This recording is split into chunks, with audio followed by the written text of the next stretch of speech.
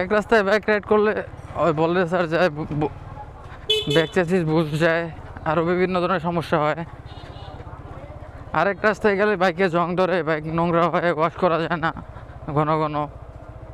এ হচ্ছে, আমি যেসব এলাকায় থাকি এবং আপনাদের ব্লগ উপহার দিই, এই এলাকার অবস্থা হচ্ছে এটা। এখন এখন সময় প্রায় 5টা। তো আজকে সারাদিন বের হওয়া হয় নাই, অফ ডে ছিল। তো হালকা পাতলা হাতে কিছু কাজ আছে এবং আপনাদের সাথে একটা গুরুত্বপূর্ণ বিষয় নিয়ে আলোচনা করব, এই জন্য বের হওয়া দরকার। তো আমার বাইকের প্রায় 7,000 কিলো চালানো হয়ে গেছে। তো এই 7,000 কিলো চালানো অবস্থায় আমার বাইকের সাথে আমার কী কী এক্সপিরিয়েন্স, খারাপ দিক, ভালো দিক, কী কী খারাপ দিক আমাকে বেশি প্যারা দিয়েছে, কী কী ভালো দিক আমার এখন পর্যন্ত ভালো লাগতেছে। তো এইসব বিষয় নিয়ে আজকে আলোচনা, আজকের ব্লগে আলোচনা। তো চলেন মোটর ব্লগে যাই, তারপর কথা হবে। তো বাইকটা মাত্র স্টার্ট করলাম, একটু কোল্ড স্টার্ট হোক, সারাদিন স্টার্ট করা হয় নাই।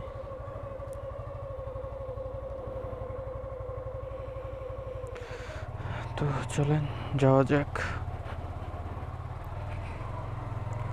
তো চলে আসলাম মোটর ব্লগে। আজকের আলোচনা হচ্ছে আমাদের বাইকে প্রায় 6,986 কিলো, বলতে পারেন। আর 7,000 কিলো প্রায় চলা হয়েই গেছে। তো তো আজকে এখন পর্যন্ত ইন্ট্রো দেওয়া হয় নাই। তো hey everyone, this is Mustakim and welcome back to my YouTube channel. তো ইন্ট্রো না দিলে মনে হয় না যে ব্লগিংটা শুরু করছি, এমনটা ফিলই আসে না। তো চলেন, হাতে কিছু কাজ আছে, এগুলোও সারি এবং আপনাদের সাথে একটা গুরুত্বপূর্ণ বিষয় নিয়ে আলোচনা করতে হবে আজকে। বিষয়টা হচ্ছে আমাদের বাইকে প্রায় 7,000 কিলো চালানো হয়েই গেছে প্রায়। তো এই 7,000 কিলোতে আমি আমার বাইকের সাথে কি খারাপ কিছু এক্সপিরিয়েন্স, ভালো কিছু এক্সপিরিয়েন্স নিয়ে আপনাদের সাথে আজকে কথা বলবো। আর বাইকে বেশ কিছু প্রবলেম দেখা দিচ্ছে, এগুলো ফাইন্ড আউট করা শেষ, এগুলোও খুব শীঘ্রই সলভ করে ফেলবো। তো এই অকটেন ক্রাইসিসের মধ্যে কিছু ক্ষতি হয় বাইকে, আর কিছু মনে করেন এগুলা বাইকের বয়সের সাথে সাথে প্রায় সব বাইকেই দেখা দেয়। তো সব কিছু আস্তে আস্তে সমাধান করে ফেলবো খুব শীঘ্রই। তো চলেন, তো সামনে যত যাব তত ভাঙা রাস্তা, আর কি ভাঙা না, আর রাস্তা এরকমই ইটের রাস্তা, তো এই জন্য বড় বড় ট্রাক, বাস যাতায়াত করে যদি যখন কখনো এলাকায় ঢুকে, তো তখন এগুলোর জন্য এই রাস্তাগুলো, ইটের রাস্তাগুলো ডাইভা যায়, ব্যাকা হয়ে যায়, তো তখন সমস্যা হয়, রোডগুলো বেশি দিন ঠিক থাকে না। তো ভালো দিকগুলো নিয়ে কথা বলি। বাইকটার ভালো দিকের মধ্যে সবচেয়ে সবার প্রথম বলা যায় যে এটার কমফোর্ট, কন্ট্রোলিং। এক কথায় যাদের এটা প্রথম বাইক, শুরুর বাইক, এটাতে চালানো শিখছেন, এটার সাথেই বাইকে প্রথম পথ চলা, তাদের কাছে একটা গুড এক্সপিরিয়েন্স হবে। কারণ এই বাইকটার ব্রেকিং, কন্ট্রোলিং সব কিছু এক কথায় 100/100। শুধু আমি যেসব এলাকায় থাকি এই রোডটাই ভালো না, এলাকাটাও বেশি সুবিধার না। রাস্তাঘাট একটা সময় ছিল ভালো, তো এখন অনেক খারাপ বাজে। এজন্য একটু টায়ার একটু গ্রিপ কম পায়, আর বাইক একটু কম টিকে আর কি। তো আজকে যাবো একটু ভাদাইল। তো যদি এই কাজটা না থাকতো আমি কখনো এই ভাদাইল যাইতাম না বাইক নিয়ে। ওই রোডটা এমন খারাপ যে বাইক কন্ট্রোলেই থাকে না।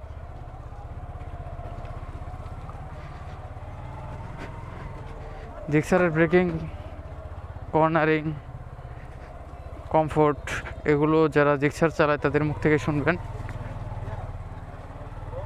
তারা ডিটেলস ক্লিয়ার করে বলতে পারবে আপনাদের। কিন্তু আজকে আমি রাইডিংয়ে ফোকাস দিতে পারতেছি না, কারণ রোডের সব জায়গায় প্রায় পানি, আর আমার বাইকটা একদম ধোয়া মোছা ওয়াশ করা।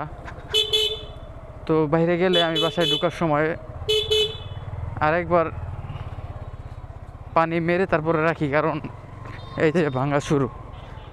এখানে কথা বললে কথাটা একদম ভয়েসটা ভালো আসে না, কাঁপে, গলাও কাঁপে, আর ব্লগে ভয়েসটা এরকম ক্লিয়ার আসে না। তো এই জন্য এই রুটে বেশি একটা আসে না। আর এই রুটে বেশি চালালে এই রুটে বাইক চালানোর কারণে আমার বাইকে একটা মেজর একটা বড় প্রবলেম দেখা দিছে। এটা হচ্ছে ব্যাক চ্যাসিস বুশটা চলে গেছে এইসব রোডে চলাচল করার কারণেই বেশি। আগে এই প্রবলেমটা আমার তেমন ছিল না, যখন থেকে আমি এই রোডে যাতায়াত করি তখন থেকে আস্তে আস্তে এই প্রবলেমগুলো দেখা দিচ্ছে। তো এখানে আবার কিসের জ্যাম?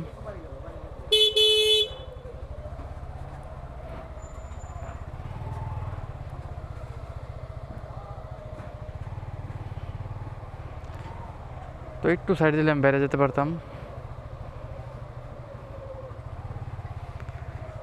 এই হচ্ছে এই রোডের অবস্থা। এই রোডে আমি এর আগে অনেক জ্যামে পড়ছি, অনেক বড় বড় ঘটনা আছে জ্যামের। প্রায় 1 ঘন্টা বসেছিলাম। এমনও যদি দুই সাইডে দুইটা ট্রাক ঢুকে তাহলে এই রোডের অবস্থা শেষ। তো আমরা যেখানে ছিলাম এই রোডে বাইক চালানোর কারণেই আমার বাইকের চ্যাসিস বুশ নষ্ট হয়ে গেছে বলতে পারেন। বাইক এত লাফায়। বাইকে এই রোডে চলাচলের কারণে দুইটা সমস্যা হয়েছে বেসিক্যালি। দুইটার মধ্যে একটা হচ্ছে ব্যাক চ্যাসিস বুশ, আর একটা হচ্ছে যে বল রেসার। কিছুদিন পর পর টাইট দিতে হয়, অ্যাডজাস্টমেন্ট ঠিক করতে হয়। রাস্তা আটকায় বালু ফালাইছিল কে যেন, এর জন্য গাড়ি যেতে পারতেছে না, আর বালুটা সরাইতেছে না। কি একটা অবস্থা! বাংলাদেশের মানুষ রাস্তার মধ্যে এগুলা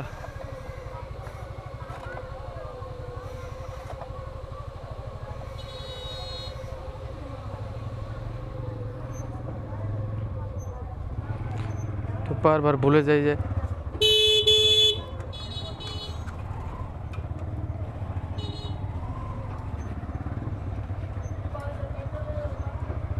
তো ড্রাইভারটা মনে হচ্ছে ঠিক মতো গাড়িটা চালাতে পারতেছে না। এই রোডে চিকন হওয়ার কারণে জায়গা খুবই কম, আর আমার ব্লগিংও প্রবলেম হইতেছে এই গাড়িটার লেগে। কথাই বলতে পারতেছি না আপনাদের সাথে।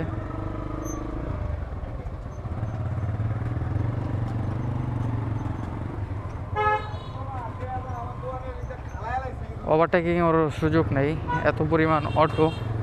তো যেখানে ছিলাম কিছুদিন পর পরে আমার বলরেসারটা অ্যাডজাস্ট করতে হয়, টাইট দিতে হয়। গলা প্রচুর লুজ হয়ে যায় এত ঝাঁকির কারণে, ভাঙা রাস্তার কারণে। তো এইভাবে বাইক টিকে না। এদিকে ব্যাক চ্যাসিস নষ্ট হয়ে যায়, আবার অন্যদিকে গেলে গাড়ি ধুইলে গাড়ি ওয়াশ থাকে না, পরিষ্কার থাকে না, জং ধরে। এখনই অনেক জায়গায়, গাড়ির বয়স বেশি না, এখনই অনেক জায়গায় জং অলরেডি ধরে গেছে। তো ওইসব দেখলে গাড়ি বের করার একটা মন মানসিকতা ওইটা ঠিক থাকে না, গাড়ি বের করতে মন চায় না। তো আপনারা খেয়াল করতেছেন যে আমার ভয়েসটা একদম কাঁপা কাঁপা গলায় বের হচ্ছে। এই হচ্ছে এই এলাকার অবস্থা। আমি চাইলেও আপনাদেরকে ভালো ব্লগ উপহার দিতে পারতেছি না কিছুদিন যাবৎ।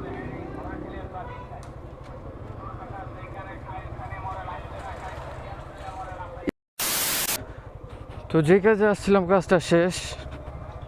যেখানে ছিলাম এক রাস্তায় বাইক রাইড করলে ওই বললে স্যার যায়, ব্যাক চ্যাসিস বুঝ যায়, আরও বিভিন্ন ধরনের সমস্যা হয়।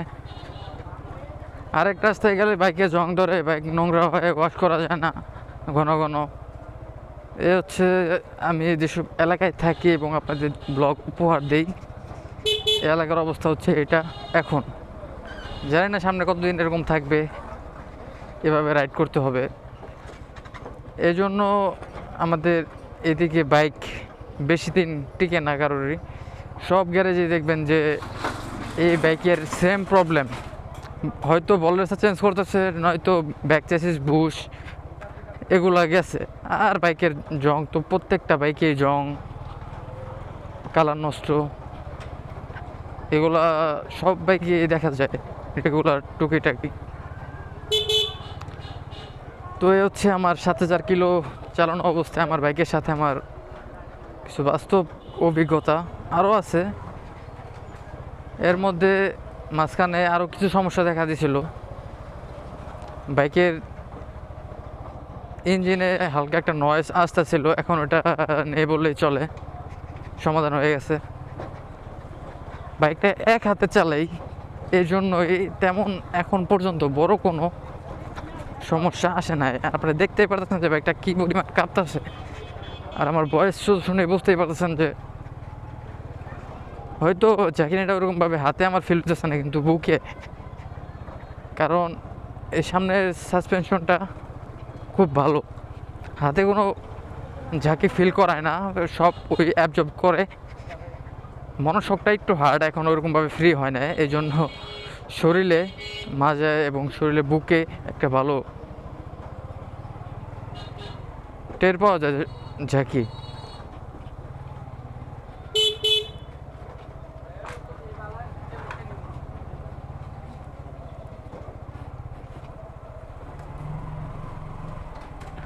তো আজকে আর ওদিকে গেলাম না, আর যে কাজে বেরোছিলাম কাজটাও শেষ।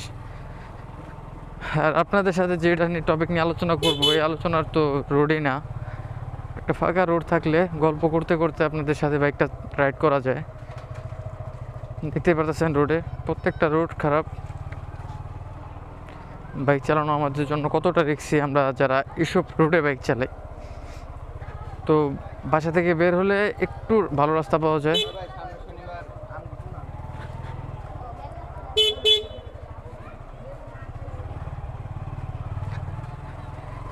বাসা থেকে বের হলে একটু ভালো রাস্তা পাওয়া যায়, কিন্তু তারপর থেকে যে শুরু হয় খারাপ রাস্তা, ভাঙা রাস্তা, এটা চলতেই থাকে পুরো এলাকাটাই।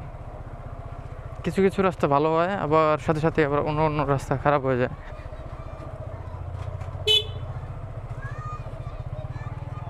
সামনে এখন আবার অনেকখানি রাস্তা খারাপ, এইখান থেকে চাকা স্কেট করব, বাইকের ব্যালেন্স ঠিক থাকে না।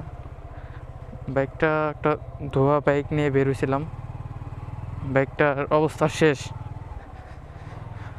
তো আজকে বাসায় গেলে আবার বাইকে পানি মারা লাগতে পারে। এই বাইকটা কী পরিমাণ চাকাটা স্কেট করলো, যারা পিছনে আছে ওরাই দেখছে। বাইকের ব্যালেন্সই কোনো মতো ঠিক থাকে না। এই 7,000 কিলোতে আমার সাথে প্রত্যেকটা দিন এগুলাই ঘটছে, শুধু শীতের 2টা মাস বাদে। শীত যে ছিল এই 2টা মাস, একটু 2-2.5 মাস 3 মাসের মতো রাস্তায় তেমন বৃষ্টি হয় না, পানি খুব কম ছিল, বাইক খুব কম পরিমাণ ওয়াশ দেওয়া লাগছে এবং বাইকের যত্ন ভালোভাবে নিতে পারছিলাম এই 2-3 মাস। যখন এই বৃষ্টি শুরু হয়, বৃষ্টি শুরু হলে আমার বাইকের যত্ন নেওয়া শেষ।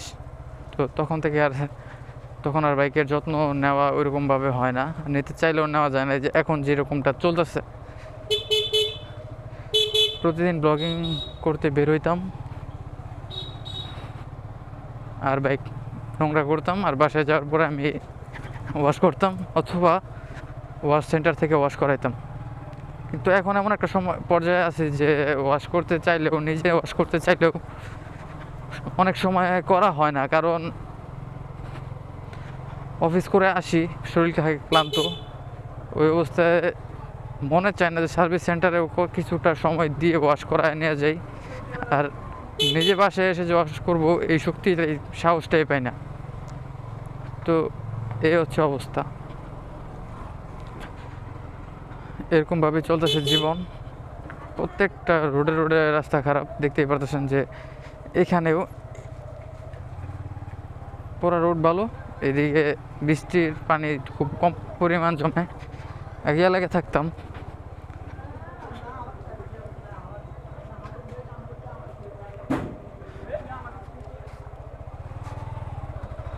কিন্তু এখন সবাই পানি ফালায়, বাহির থেকে ভিতর থেকে সবাই পানি ফালায়, রাস্তাটার অবস্থা একদম 12টা বাজে আলিস।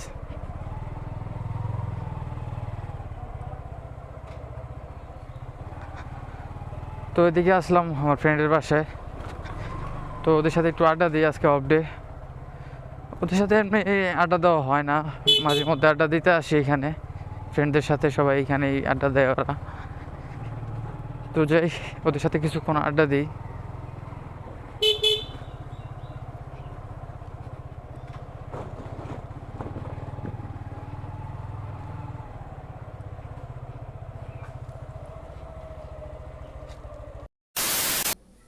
তো এই 7,000 কিলো চালানো অবস্থাতে আমার অভিজ্ঞতা জিক্সারের সাথে বেশিরভাগ ভালোই। শুধু রাস্তাঘাট আর এলাকাতে পানি থাকার কারণে বাইকের টুকটাক কিছু সমস্যা হয়েছে, এগুলো ফেস করতে হবে, স্বাভাবিক, যেহেতু এলাকার রাস্তা খারাপ। তো জিক্সার নিয়ে একটু দ্বিধাদ্বন্দ্বের মধ্যে ওইটাই যে এলাকা খারাপ, এই জন্য বাইকের বেশ কিছু ক্ষতি হয়েছে। যদি এই এলাকায় না থেকে অন্য এলাকায় থাকতাম তাহলে হয়তো এই ক্ষতিগুলো হইতো না এই অল্প বয়সে এই গাড়ির। তো এই ছিল আজকের ভিডিও। কী কী হলো আপনারা তো জানেনই, আর এলাকাটা তো দেখলেন ব্লগের মধ্যে কতটা খারাপ অবস্থা এলাকার। তো আজকের ভিডিওটা এই পর্যন্তই। যদি আরও কিছু জানতে চান জিক্সার সম্পর্কে, তো আস্তে আস্তে সব কিছু আপগ্রেড করা হবে, জিক্সারটা একটু ভালোভাবে মডিফাই করার ইচ্ছা আছে, ব্রেকিং সিস্টেমটা আরসিপি করার ইচ্ছা আছে, তারপর আরও স্টিকার আইটেম, কালার, আর অনেক কিছু করার ইচ্ছা আছে। তো দেখি সামনে কতদিন টাইম লাগে, তো আস্তে আস্তে করি। আর গাড়ি নাম্বার করতে দিব এই মাসেই, আর জুনের 7 তারিখে আমার ড্রাইভিং টেস্ট। তো আর বেশি দিন নাই, আমার সব কাগজপত্র রেডি হয়ে যাবে, তারপর লং ট্যুর দেওয়া হবে। এর আগেও আমি একবার লং ট্যুর দিয়েছি, ওই সময় আমার ক্যামেরা ছিল না। তো আস্তে আস্তে সব হবে, সবাই পাশে থাকবেন। আর যদি কোনো কিছু জানতে চান তাহলে কমেন্ট করবেন। আর আজকের ভিডিওটা যদি ভালো লাগে ছোট্ট করে একটা লাইক দিয়ে রাখবেন। আবার দেখা হবে নতুন কোনো ভিডিওতে, নতুন কোনো ব্লগে। সবাই ভালো থাকবেন, আল্লাহ হাফেজ। আর সাবস্ক্রাইব করতে ভুলবেন না।